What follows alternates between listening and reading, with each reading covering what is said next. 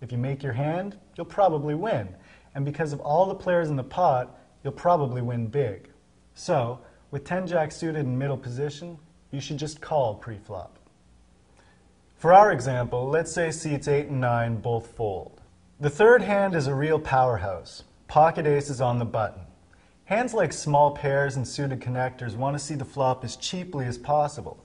They should just call pre-flop, but big pocket pairs want to either narrow the field or get more money into the pot, or both.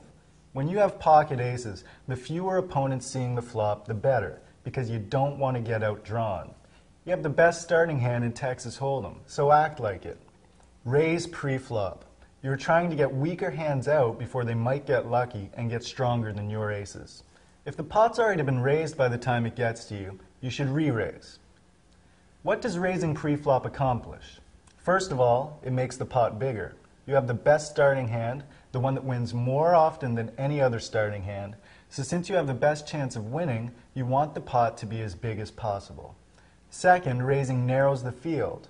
One of the worst feelings in Texas Hold'em is when you decide to get tricky and just call pre-flop with pocket aces. Since the big blind has already put in his bet pre-flop, he will see the flop with any two cards he's been dealt for free unless you raise and put him to a decision as to whether or not he'd like to pay